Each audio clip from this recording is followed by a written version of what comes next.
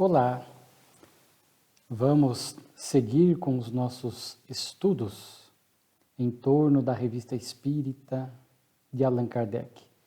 Gratos por vocês que nos têm acompanhado pelas redes sociais nesse estudo sequencial que temos feito da Revista Spirit. Hoje vamos estudar a do mês de outubro do ano de 1863. Como sempre, com artigos realmente valiosos, profundos, dentro das temáticas doutrinárias. Temos até uma quantidade acima da média, que normalmente são 10, 11 artigos, 9. Na revista de outubro de 63, nós vamos encontrar 14 itens ou artigos que vão girar em torno de assuntos muito variados. E nós começamos aqui com o primeiro deles, com o título de Reação das Ideias Espiritualistas.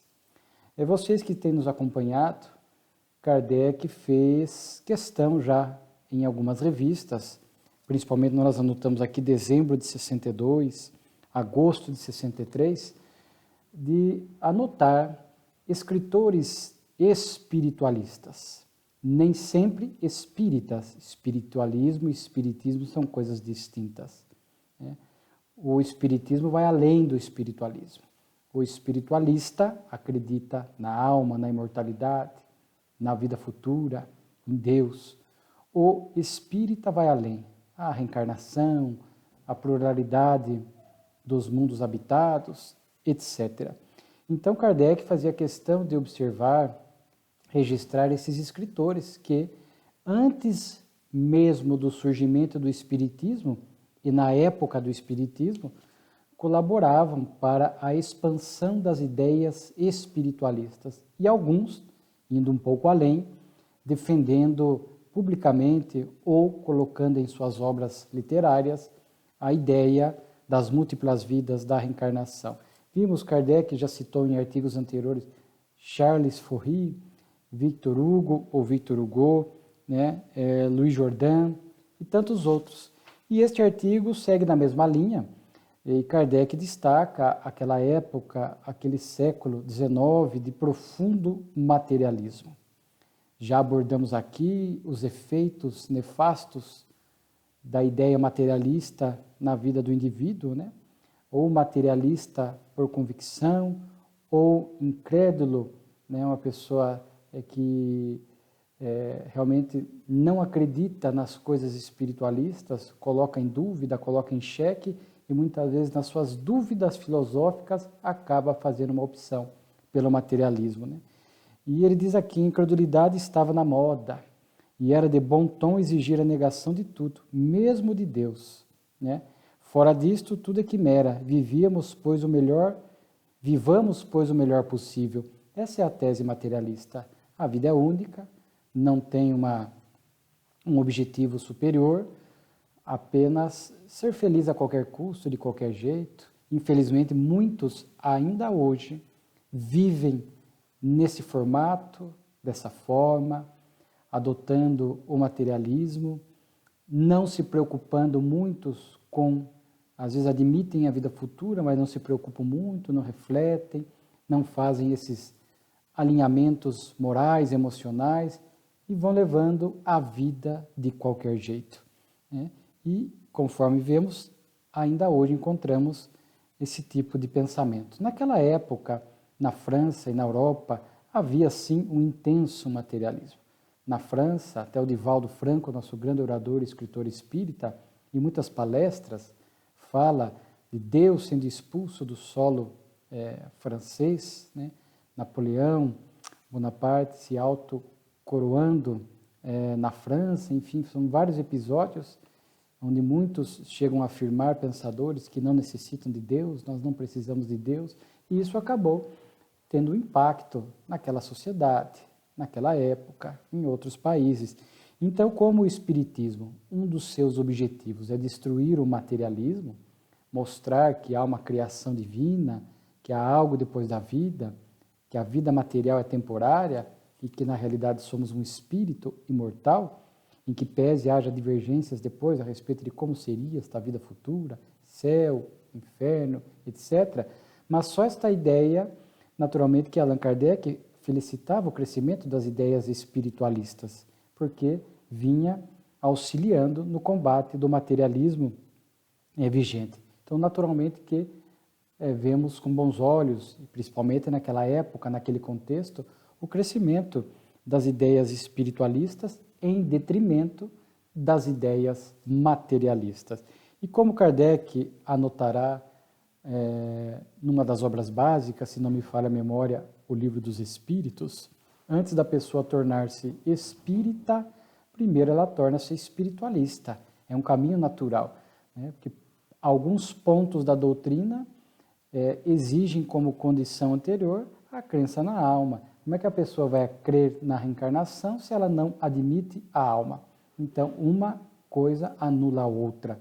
Então, primeiro torna-se espiritualista, a pessoa começa a pensar em Deus, na imortalidade, na alma, na vida futura, abrindo campo para que este indivíduo, esta criatura, mais cedo ou mais tarde, possa caminhar refletindo, seguir refletindo em torno das propostas que o Espiritismo traz a mais do que as ideias espiritualistas. Então, Kardec fez questão, nas revistas citadas e neste artigo, falar da importância, né, e desses escritores que influenciavam mentes, há pessoas que influenciam vidas. Hoje é muito mais amplo, com as redes sociais, os influenciadores digitais, autores, pessoas famosas, claro que exercem um papel muito grande sobre a coletividade e, portanto, têm responsabilidades morais sobre aquilo que incutem na mente da coletividade. Que ainda há pessoas famosas que ainda sustentam esta vida desregrada, seja feliz a qualquer custo, adotando essas teses materialistas, naturalmente serão responsáveis. E essa questão filosófica que Kardec traz, né? As pessoas começam, mas tem uma alma? Como é esta alma? Como é esta vida futura? Então, como antes do Espiritismo não havia nada muito objetivo, concreto, a respeito da vida futura, isso dava margem, campo para a incredulidade. E são questões filosóficas, milenares, da onde eu vim, para onde eu vou, qual o sentido da vida, né? Então, Kardec fala desta inquietação da criatura humana e o Espiritismo, não que Kardec fosse positivista, mas adotando o positivismo, porque o positivismo descarta o palpite, conjectura. O positivismo tem a sua importância nesse sentido de que faz deduções a partir de fatos, né, que se repetem, ou melhor, faz conclusões a partir de fatos que se repetem.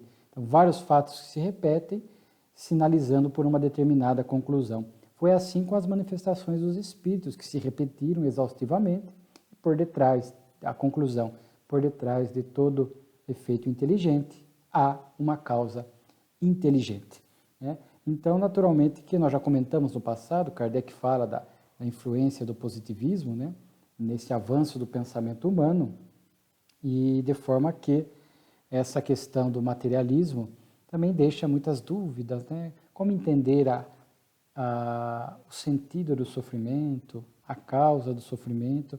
Então, Kardec chama que é muito feliz com o que ele chama de reação espiritualista, com esses escritores, né?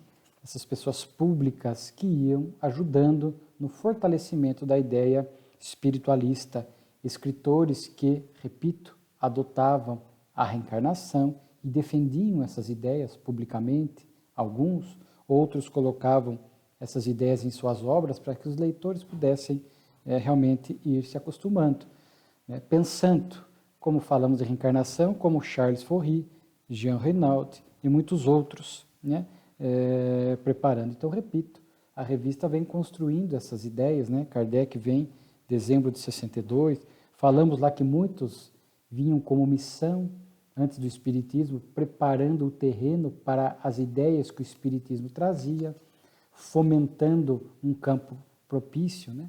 Vimos ali homeopatia, magnetismo, escritores espiritualistas, tudo isso já preparando o terreno para que a doutrina espírita, a terceira revelação, pudesse trazer então as bênçãos, a luz do conhecimento, pautada pela fé raciocinada, convidando a criatura humana a refletir sobre imortalidade, reencarnação, Deus amoroso e justo, o intercâmbio, né, a moral cristã, Jesus como modelo e guia, etc. Então, almas missionárias que vieram e mesmo num século profundamente materialista, tiveram a coragem de publicamente falar de ideias espiritualistas ou falar da reencarnação, e alguns identificando-se plenamente com o espiritismo, dizendo-se espírita.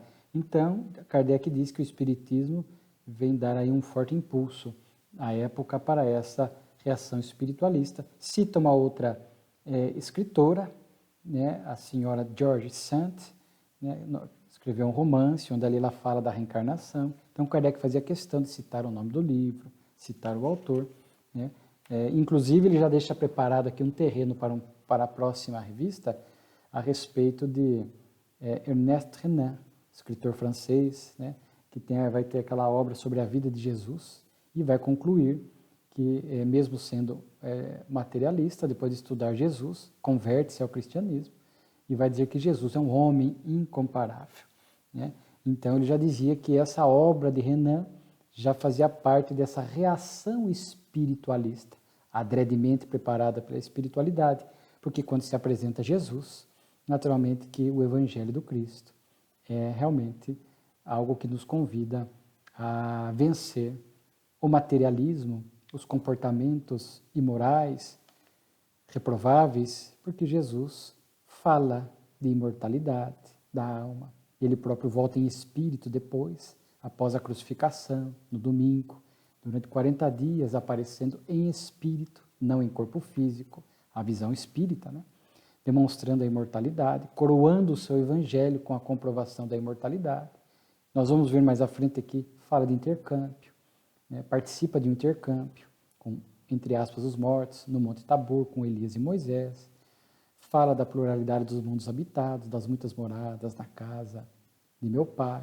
Fala da vida futura, das regiões espirituais, na parábola do rico e Lázaro e em outras, etc. Então, quando Renan defende Jesus e fala da grandeza dos seus ensinos, naturalmente que vem se somar a essa reação espiritualista em detrimento daquele materialismo vigente à época. Depois, enterro de um espírita na vala comum, Kardec aqui vai noticiar a desencarnação de um membro da Sociedade de Paris, né, um senhor Cousteau, só que ele era uma pessoa muito simples, né? Não era uma pessoa que tinha destaque social, mas isso sabemos que para a vida post-mortem nada representa, se é uma pessoa de nome, de família conhecida, isso por si só não garante nada, mas a nossa moralidade. E ele foi um simples calceteiro, né, que eram aquelas pessoas que calçavam as ruas com pedras, paralelepípedos, né, revestiam as calçadas com pedras, normalmente pedras portuguesas, né. Então era de uma profissão muito simples, mas era uma pessoa muito boa. Diz aqui Kardec, praticava caridade por pensamento, palavras e atos, conforme seus parcos recursos, pois sempre achava meio de assistir aos que tinham menos do que ele. E aí Kardec aproveita, como ele era membro da sociedade, o senhor Cousteau, falar da Sociedade de Paris, esse primeiro centro espírita do mundo, onde ali não havia esse privilégio, exclusividade para pessoas da alta sociedade, da aristocracia francesa. Kardec, o Espiritismo, ia falar da aristocracia moral. Então, quer vinho das baixas ou das altas camadas, todos ali eram recebidos de forma igual. Então, Kardec vem falar a respeito disso, da importância da humildade, da simplicidade. Ele próprio coloca aqui que o Espiritismo, sem sonhar com uma igualdade quimérica, sem confundir as classes, sem pretender fazer passar todos os homens para o mesmo nível social impossível. Então veja que Kardec, e está em O Livro dos Espíritos, procurem o item igualdade das riquezas.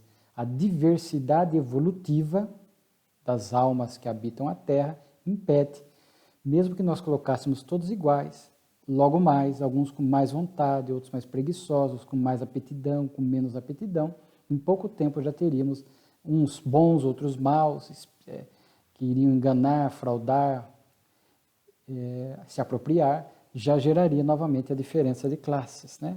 Então, bem se vê que a doutrina espírita fala claramente que na Terra ainda é impossível essa igualdade de riquezas, pela diversidade de evolução. Mas Kardec fala, os faz apreciar de um ponto de vista diverso. Ele ensina que o pequeno pode ter sido grande na Terra, que o grande pode tornar-se pequeno e que no reino celestes as classes terrenas não são levadas em conta.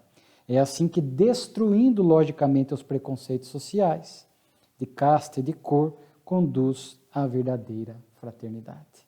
Né? Então, alguns que acusam Kardec de ser racista, nós vamos ver exaustivos textos onde Kardec fala da reencarnação, fala que nos conduz a esse, nos convida a vencer qualquer tipo de preconceito ou divisão. Né? Então, às vezes pincela-se uma frase fora de contexto para dizer que Kardec era racista. Não há ninguém que tenha testemunhado uma atitude racista àquela época de Kardec, que tratasse mal, com desdenho, com inferioridade, alguma pessoa da raça negra. E pelo contrário, textos da Revista Espírita, de autoria de Kardec, sempre falando nessa linha aqui que nós apresentamos. Então o senhor Cousteau era uma pessoa simples, foi ali, como diz, enterrado na vala comum, não tinha condições. Kardec não estava presente em Paris, e aí ele narra aqui que o vice-presidente da sociedade foi lá o senhor Dumbell, né, foi também o secretário, o senhor Cani, né, e ele cita aqui os discursos do senhor Cani, muito condizentes com o espiritismo, sabendo que a morte não põe fim a nada, que a vida segue. Né? Aí ele até diz aqui, não uso mais o adeus amigo para sempre, mas sim, caro irmão, até à vista, ou seja, logo nos reencontraremos. Cita o discurso de Dumbell.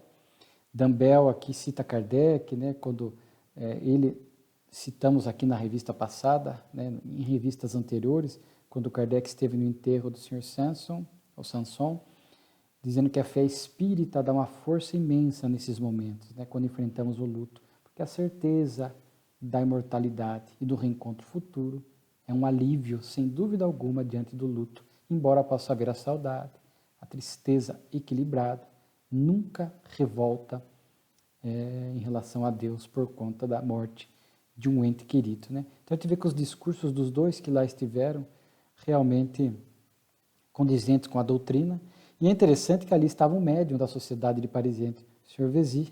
Vézy, e ele desceu a fossa ali, porque Kardec explica até que como era uma vala comum e não daquelas particulares, uma vala comum ela era aberta, mais fácil da pessoa acessar.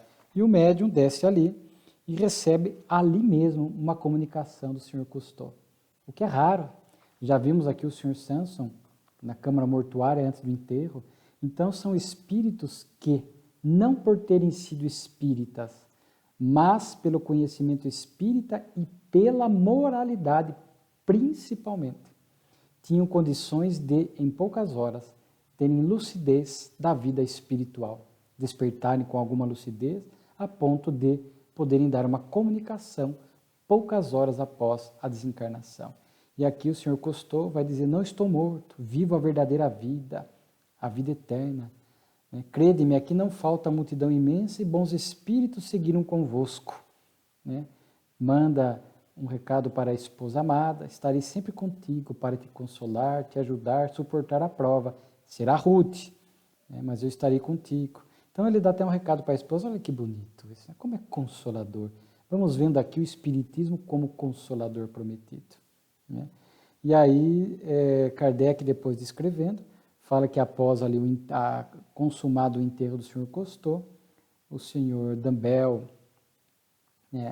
o pessoal da Sociedade Parisiense, o Sr. Cani, o Sr. Vézy, foram até o túmulo de Georges, temos algumas comunicações de Georges aqui, que era cunhado do Sr. Dumbell, onde o próprio Espírito Georges, aproveitando ali o contexto, o médium, também pode dar uma comunicação espiritual, falando da multidão de espíritos que acompanhavam ali o enterro do senhor Cousteau, que às vezes alguns espíritos ali estão no local do cemitério, transitando, são gratos às flores que são levadas, né?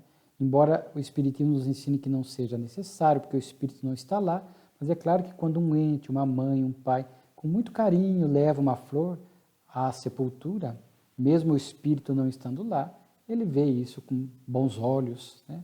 A gente pode orar aos nossos entes queridos de onde estivermos, não há necessidade de estar lá, mas os espíritos respeitam e veem o lado afetuoso de uma mãe, de um familiar que vai até a sepultura, e jamais poderíamos, e nem os espíritos, condenar ainda esse tipo de comportamento que alguns têm, porque se sentem mais seguros, têm mais confiança, né? Ainda são hábitos antigos que alguns conservam, então isso não poderia ser visto com maus olhos, né?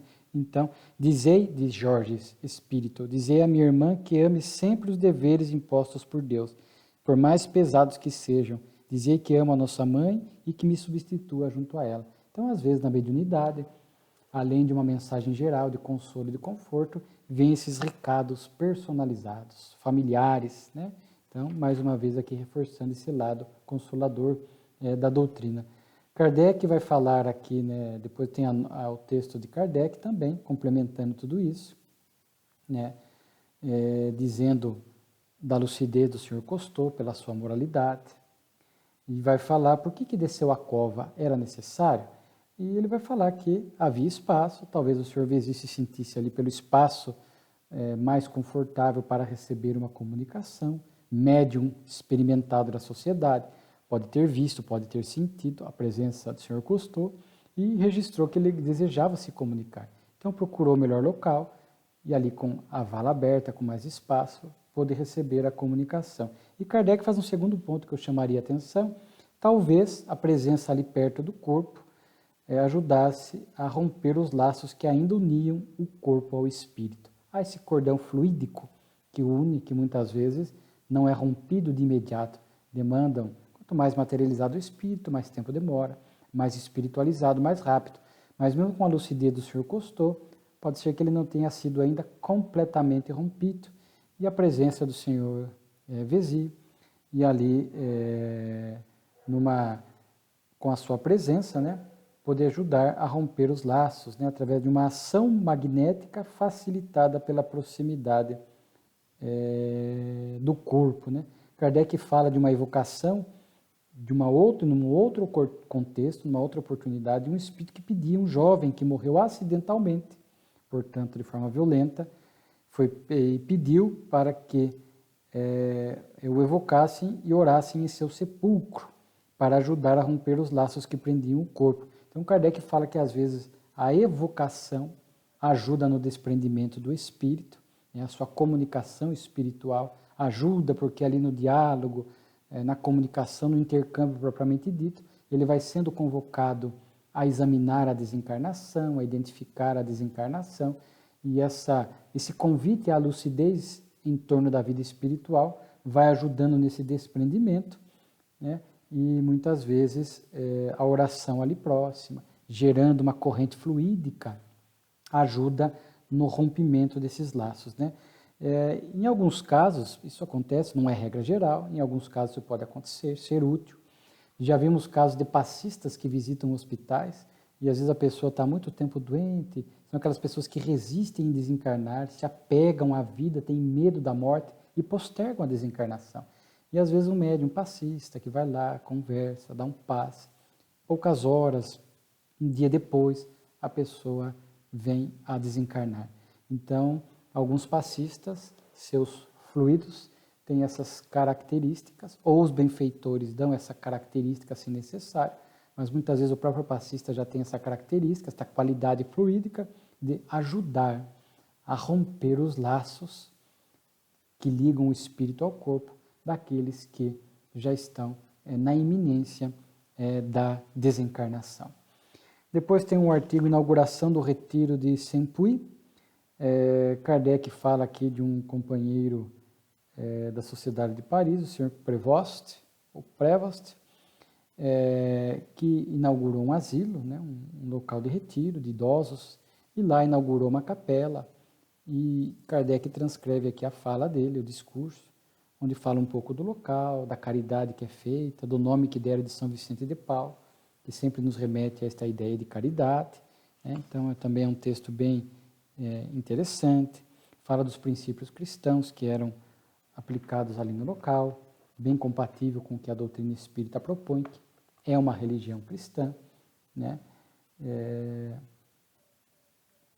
Depois vem um artigo também muito interessante, Benfeitores Anônimos.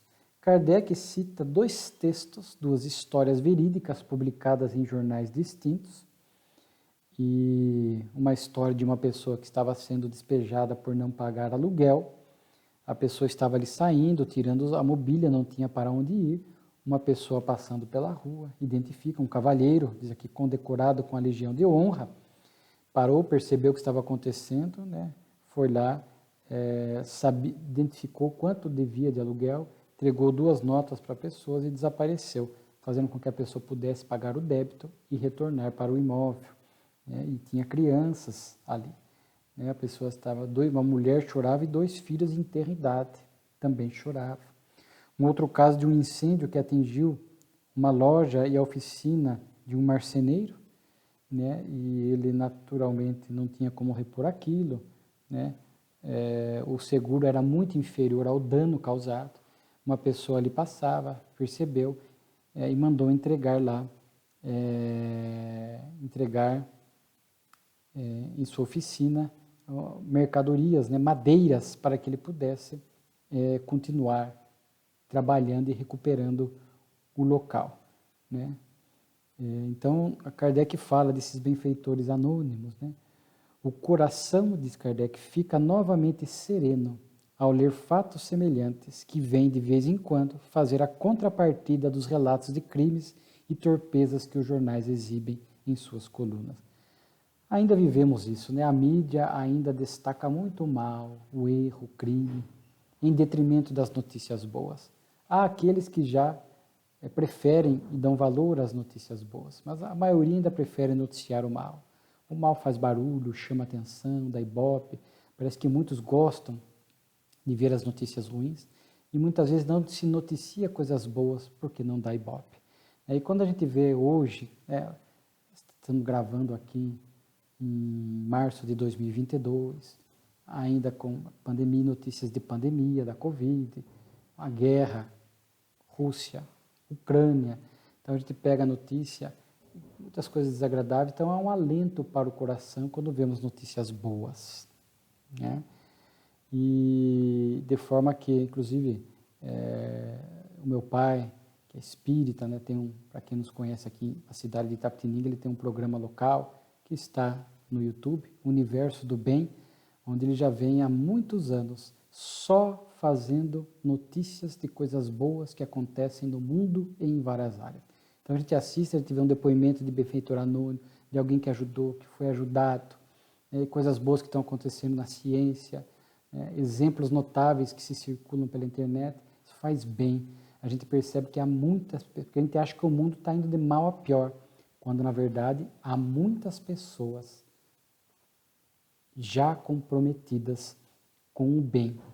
E como Kardec diz aqui no final, isto tenderá a ir se aumentando, porque estamos caminhando para um mundo de regeneração, né? E esses benfeitores praticam a verdadeira caridade, sem ostentação, sem querer retribuição ou agradecimento. Muitos insistem no anonimato, né?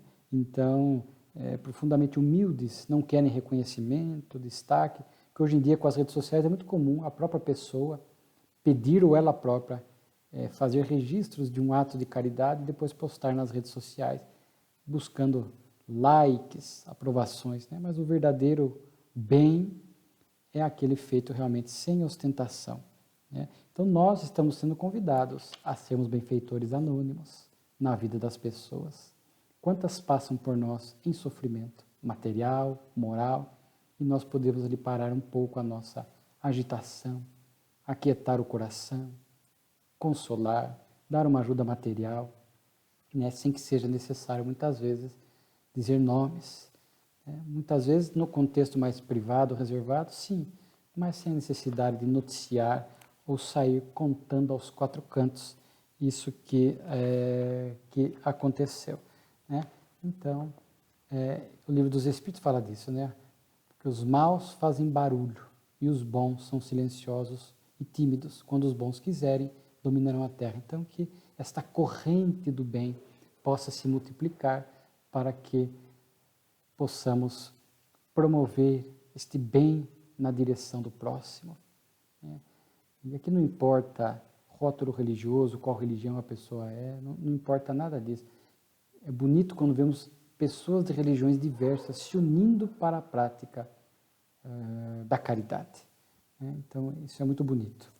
Espíritos visitantes, Kardec aqui vai começar, e depois vai ter um outro artigo nesse sentido, falando de que assim, ele começa o texto assim, para que a gente possa entender o assunto. Certas pessoas imaginam que os espíritos só vêm ao apelo que se lhe faz.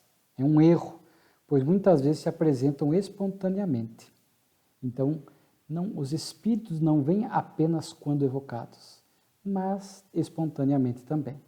Naquela época de Kardec, era mais comum as evocações. Kardec estava construindo a doutrina espírita, as suas bases, então era natural que fizesse as evocações, tutelado pelos benfeitores espirituais, né, com seriedade, com disciplina, em local próprio, ali na Sociedade Parisiense, recebendo comunicações de outros locais. E era normal, natural. Não que hoje seja proibida a evocação, mas que tem que se ter muito cuidado. Já vimos aqui um texto, né? Evoca um rochedo e ele vos responderá. A evocação não é a garantia de que o espírito virá. Um espírito embusteiro poderá vir para enganar, né? E muitas vezes a comunicação espontânea pode sugerir mais autenticidade do que numa evocação. E sabemos que hoje recomenda-se que nos grupos mediúnicos, os benfeitores já, hoje com as casas espíritas muito bem estruturadas, o estudo da mediunidade, espera-se, percebemos que os benfeitores espirituais, vinculados às casas espíritas, a esses trabalhos, já preparam a tarefa espiritual de antemão, selecionando os espíritos que lá estarão em comunicação, etc. E aqui Kardec dá uma história interessante de um espírito polonês, né, que se comunicou e falou que tinha sido morto, jovem. Inclusive, ele tinha uma mensagem positiva, pedindo que orasse pela mãe dele, que perdeu o filho novo, né? E inclusive pediu para que a mãe perdoasse o carrasco que o matou, né?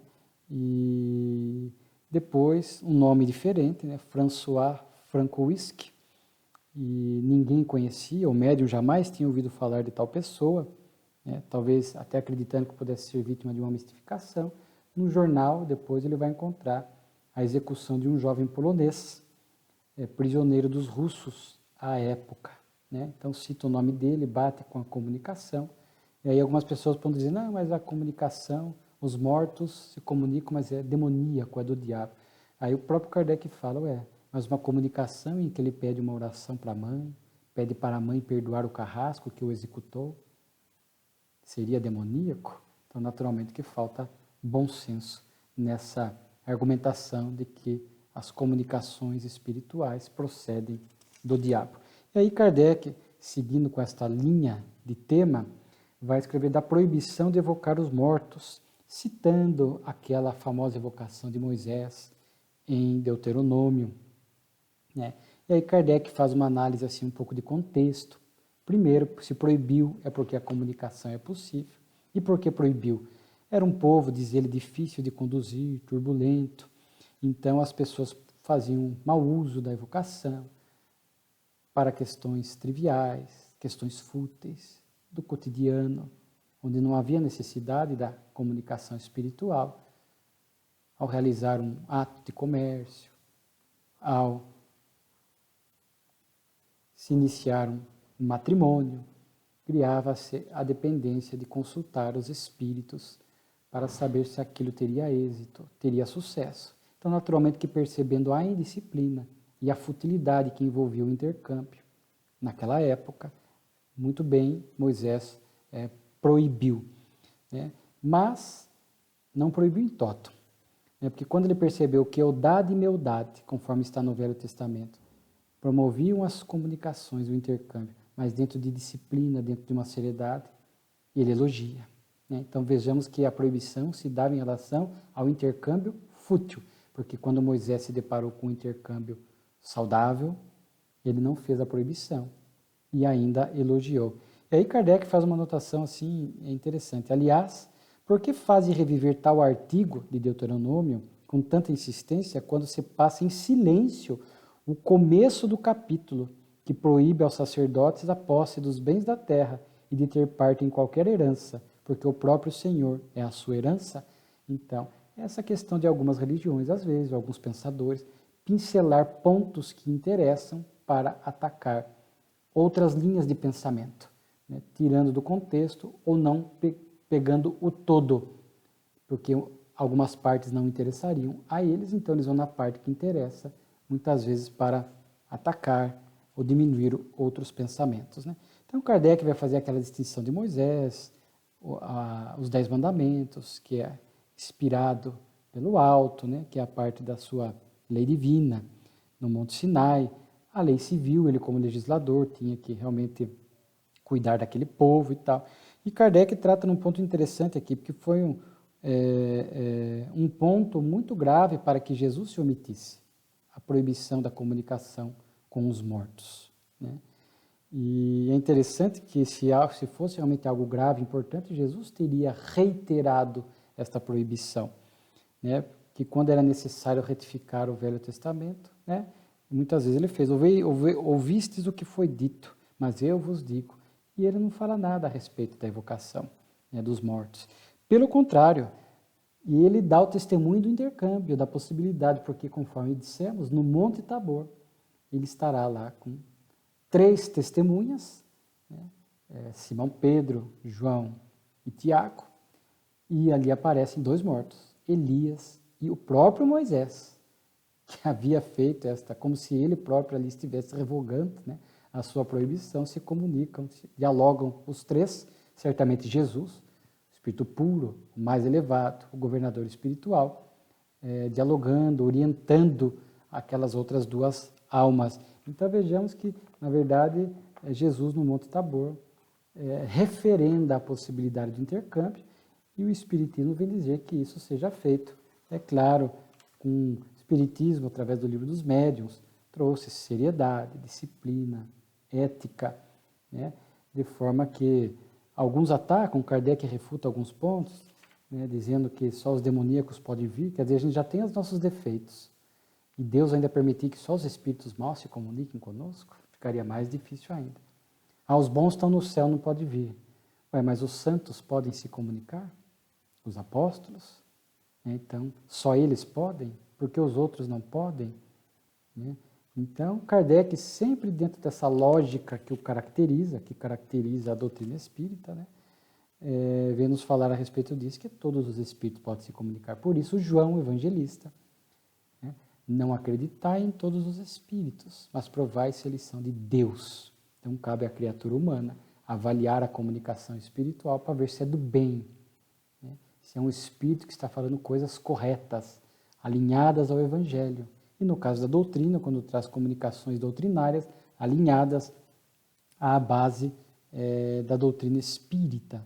Então, é um texto muito bom, onde Kardec, dentro da sua pedagogia, né, fala desse assunto, e por ser um assunto importante, logo na sequência começa o item dissertações espíritas, que são comunicações espirituais, que vocês que nos acompanham estão acostumados.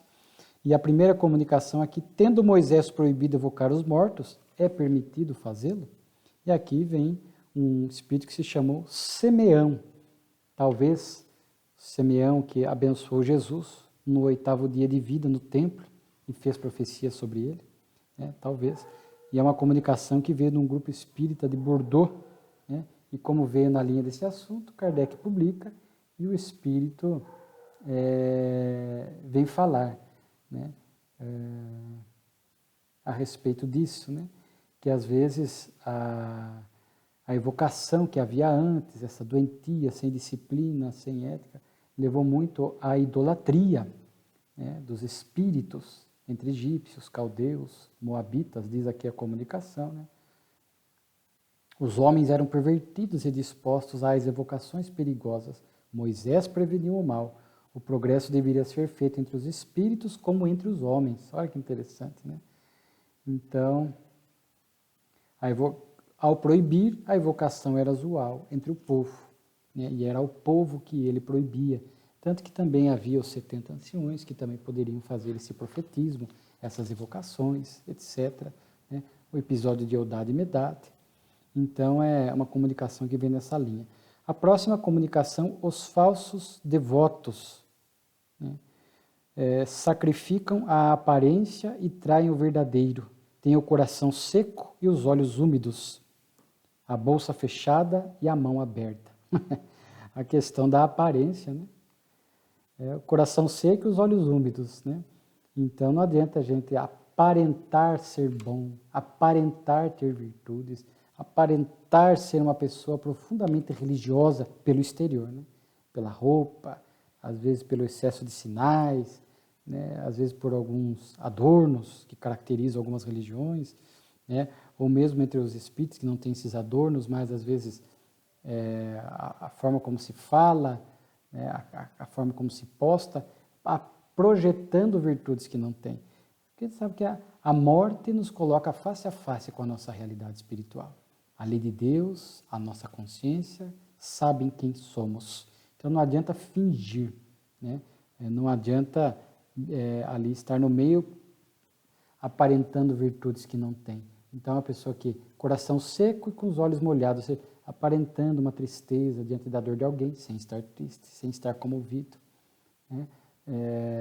Então, às vezes em velórios acontece isso, né? A pessoa simula, mas não adianta, nós estamos enganando a nós próprios, né? Então, é um texto que nos faz refletir um pouco a respeito desta hipocrisia moral. Claro que ainda não somos perfeitos, temos virtudes, mas não podemos deliberadamente enganar, projetar em sã consciência virtudes que não temos, sabendo que não temos. O esforço por se tornar melhor, sim, eu posso, nessa luta do processo evolutivo, me equivocar e errar, levantar e seguir, mas eu não posso mais conscientemente projetar virtudes que eu não tenho para enganar, para ludibriar, para construir uma imagem do que eu verdadeiramente não sou, principalmente com a visão espírita. Não enganamos os espíritos à nossa volta, não enganamos a lei de Deus, não enganamos a consciência, né? De forma que a cada um será dado segundo suas obras, disse Jesus. Então não adianta aparentar, são as obras, aquilo que efetivamente a gente realiza por atos, palavras e pensamentos, que identificam, de fato, o nível de evolução que nós nos encontramos. Tem um texto aqui que eu achei muito interessante, uma comunicação de Lamennais, a longevidade dos patriarcas. Nunca li nada a respeito, achei muito interessante, porque existem no Antigo Testamento algumas simbologias atribuindo a alguns patriarcas, como Abraão, que viveu 175 anos, Matusalém, talvez o mais longevo, 969 anos, e hoje, à luz da ciência e o espiritismo, né, para nós esta fé raciocinada, né, aliada com a ciência, né, a gente não pode mais admitir isso, né? Existem algumas figuras de linguagem, algumas figuras simbólicas no Antigo Testamento que nós vamos, a letra mata, o Espírito vivifica, nós vamos entender no sentido espiritual.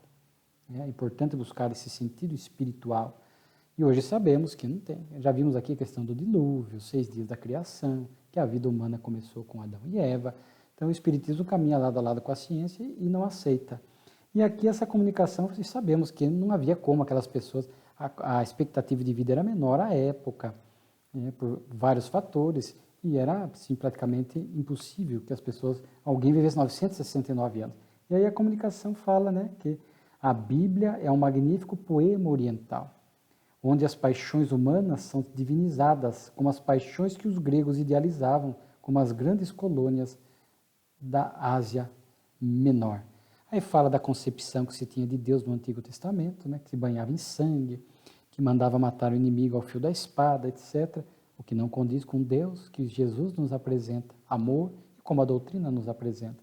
Então ele diz assim, a idade dos patriarcas é uma figura moral e não uma realidade.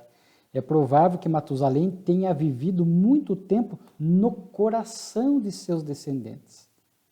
Notai que na poesia oriental toda a ideia moral é incorporada, encarnada, revestida de uma forma brilhante, radiante, esplêndida.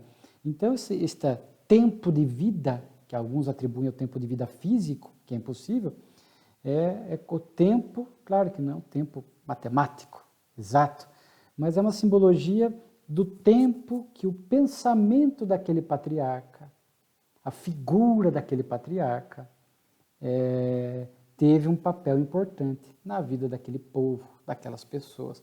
O judaísmo teve muitos profetas, patriarcas, né? Moisés, Abraão, existem os que são mais importantes, né? Matusalém, avô de Noé. Então, a gente sabe assim, quando fala dessa longevidade, não é física, é a importância moral, espiritual que esses patriarcas, que essas almas missionárias tiveram na vida daquele povo, né? Daqueles corações e de seus descendentes, diz aqui. Então, é esta simbologia quando fala da longevidade, a longevidade moral, a longevidade de influência do pensamento, do estilo de vida elevado, das questões espirituais que muitos deles tinham, ensinavam. Então, é essa longevidade e não a física. Muito bonita essa mensagem de Lamennais. Depois tem uma mensagem, A Voz de Deus, onde o médium Flammarion recebe do Espírito Galileu. Também fala da presença, a voz de Deus. E aqui é uma mensagem bonita, que fala da voz de Deus na natureza. Escutai a grande voz da natureza. É a voz do Criador que fala no sopro do vento. Escutai ainda, escutai vezes, escutai muito tempo, escutai sempre. O Senhor vos receberá. Ele fala aqui no tumulto das ondas, no ribombar do trovão. Então, hoje, nessa agitação da vida moderna, a gente poder serenar um pouco o coração, fazer uma pausa existencial, às vezes alguns minutos numa caminhada, né, durante o dia, pelo menos uma vez por semana, para a gente ouvir a voz de Deus, que está em tudo. Vimos na mensagem da revista anterior de setembro, o dedo de Deus, agora a voz de Deus. A gente vai escutar o som de Deus em tudo, a mão de Deus em tudo. Mas às vezes nem todos têm olhos de ver e ouvidos de ouvir, porque não se permitem construir esta sensibilidade para edificar esta conexão com o divino. Há pessoas que estão tão sintonizadas com o bem, que aonde estão, elas estão sintonizadas com o divino e ali identificam a presença do divino, a mão do divino, o dedo do divino, o som do divino, né? Há pessoas que precisam ainda, e há muitos de nós, pela essa oscilação emocional, pela agitação íntima, precisamos forçar, construir momentos, e isso é importante para a maioria de nós, construir esses momentos de silêncio interior para ouvir um pouco os sons da natureza, o canto de um pássaro, né, que fala das ondas, o barulho do oceano, de uma cachoeira, né, que fala do trovão, do vento, para a gente poder sentir ali, fazer um exercício, porque muitos de nós não estamos acostumados, há muitas reencarnações desacostumados a esse tipo de exercício emocional, psíquico, e hoje, convidados pela doutrina espírita, que possamos criar estas pausas terapêuticas para ouvir, entre aspas, a voz de Deus, para nos acalmar, para nos fortalecer, para nos estimular o caminho do bem, para nos dar força para as lutas que estamos enfrentando. Nós vamos, nesse momento, sentindo a presença do divino. São exercícios que nós vamos fazendo, que vai se ampliando, até um ponto de uma hora que eu não vou precisar nem do silêncio para ouvir o divino. Mesmo na algazarra, no barulho, eu estou ali sentindo e ouvindo o divino. Mas enquanto ainda não construímos, tudo é processo de evolução, é construção, novos hábitos, nós vamos nos convidando a este tipo de conduta para ir ouvindo em alguns momentos a voz do divino, né? Faz muito bem. Depois uma comunicação Na verdade, hoje o tempo, a gente avança até um pouquinho mais do que o habitual, né? Tem mais duas comunicações muito interessantes, e no final Kardec termina com notícias bibliográficas. São 2 livros, o Espiritualismo Racional, que vem um pouco dentro daquela ideia do crescimento das ideias espiritualistas, Sermões sobre o Espiritismo, onde Kardec elogia a obra, porque foi escrita por um espírita que refutava os sermões pregados na Catedral de Metz contra a doutrina, e abordando muito essa questão da comunicabilidade, que nós já vimos aqui. Então Kardec elogia a obra, diz que está muito alinhada com a doutrina, e vale a pena nós lermos, né? E encerrando aquelas dissertações espíritas, tem 2 comunicações ainda, como falei, são 14 itens, né? Uma delas, o panteísmo, eu achei interessante, é uma comunicação de Lázaro, onde ele fala que o Espiritismo, em O Livro dos Espíritos, questões 14 e 16, a 16, descartam a ideia do panteísmo, que é uma forma de enxergar o divino como se fosse um todo. Nós fôssemos parte integrante desse todo. Então, não haveria a individualidade de Deus e nem a nossa individualidade, né? O tudo compõe o todo. Então, nós somos partes de Deus. E mesmo nós que cometemos, às vezes, atrocidades, delitos, crimes, como é que poderia partir um pedaço de Deus, gerar uma parte aqui na Terra e cometesse tantas atrocidades? E depois da morte, voltaríamos ao todo. Alguns falam dos animais, de tudo, voltando ao todo, né? Divino, e perderíamos a individualidade. Claro que a doutrina espírita descarta isso, fala muito dessa questão de Deus, Criador de tudo e de todos, e a partir do momento que somos criados, vamos caminhando para a nossa individualidade. O processo evolutivo seria um tema complexo, mas adquirimos a individualidade num dado momento e nunca mais a perdemos. Seremos espíritos individualizados e imortais, com conquistas próprias, pessoais, rumando para a plenitude, né? Mas o Espírito Lázaro, como a idade longevidade dos patriarcas, nos traz um pensamento filosófico, né? Há ideias que em determinadas épocas da humanidade tinham um papel psicológico, pedagógico importante, né? Porque era um pensamento muito atrasado, não se salta da treva para a luz, não se constrói um pensamento acertado sem antes trabalhar-se algumas ideias para que possamos ir nos libertando de ideias equivocadas, conforme falamos da ideia matriz, do espiritualismo, de escritores, de preparando o terreno para o espiritismo. Então, aqui Lázaro fala que o panteísmo é o primeiro passo do paganismo para a lei de amor. Olha que interessante. Porque acreditava-se no paganismo, vários deuses. Quando a gente já pensa num Deus único, ainda que nessa forma do panteísmo, já foi um avanço. Já é um Deus único, ainda que ele compõe o todo, né? Mas já não é mais o paganismo. E ele diz aqui que o panteísmo trabalhariam embrionariamente valores de amor e união fraternal. Porque se eu faço parte do todo, o meu irmão faz parte do todo divino, é uma ideia que não se aceita, mas pelo menos eu tenho que ter respeito a ele. Tenho que conviver bem com os animais, com a natureza, com o irmão de humanidade, já que, como ele, nós fazemos parte do todo e voltaremos para o todo divino. Então, como ele diz aqui, já é um avanço para ir desconstruindo o paganismo, os vários deuses, já foi um avanço para construir a ideia de um Deus único, ainda que distorcido, e embrionariamente já nos convidando a enxergar o outro como irmão, ainda que presos ao todo, que não está correto.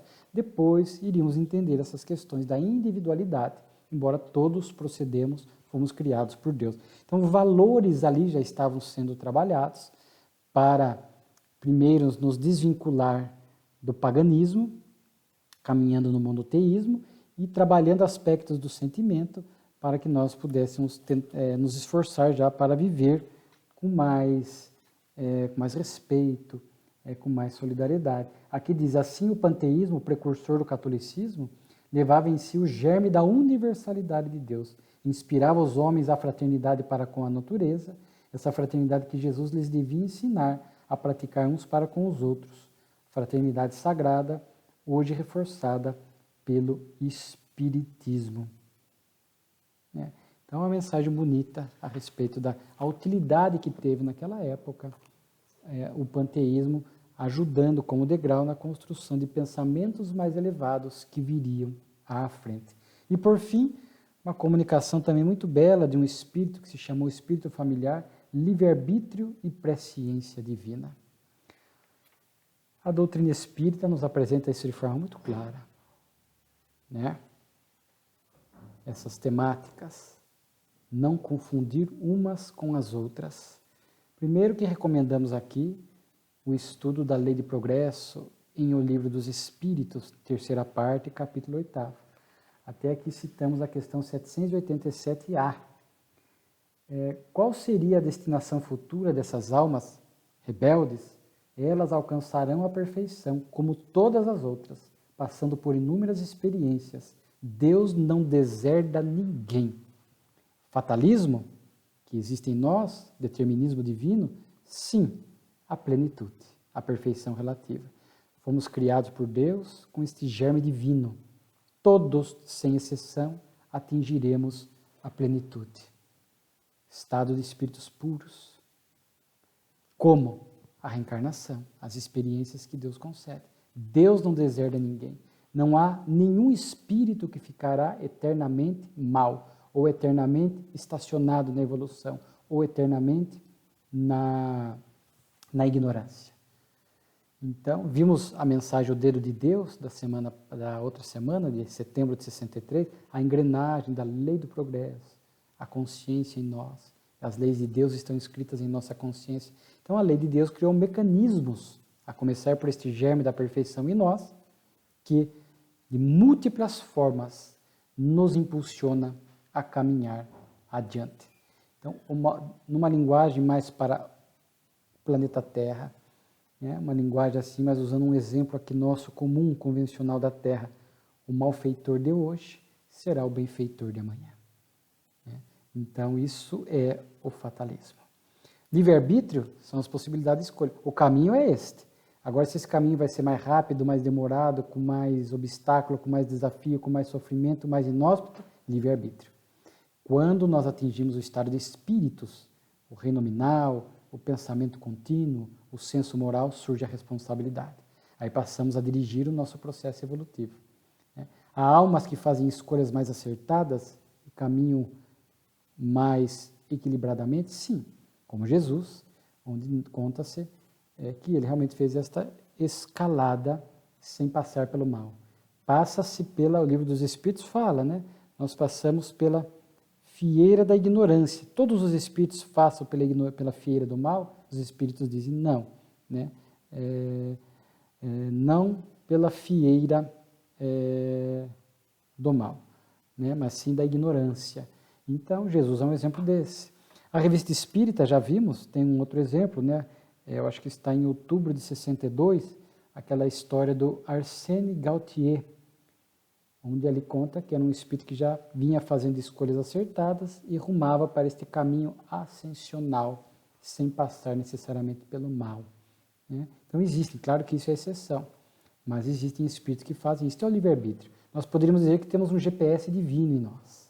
Nós vamos chegar no destino, todos. Como será esse caminho? Como um GPS. Se eu pego um atalho, uma rota errada, ele vai reprogramar o caminho, mas vai ficar mais longo, às vezes mais perigoso, mais inóspito. Eu erro a rota, ele recalcula. Então é o espírito que vai fazendo escolhas erradas.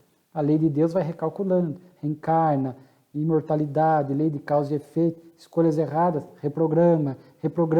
Até a hora que o espírito vai aprendendo e vai ajustando os passos, vai acertando a rota, né? Então, a questão aí é quanto tempo e quanto mais sofrimento e dificuldade nós vamos adicionando nesse rumo evolutivo.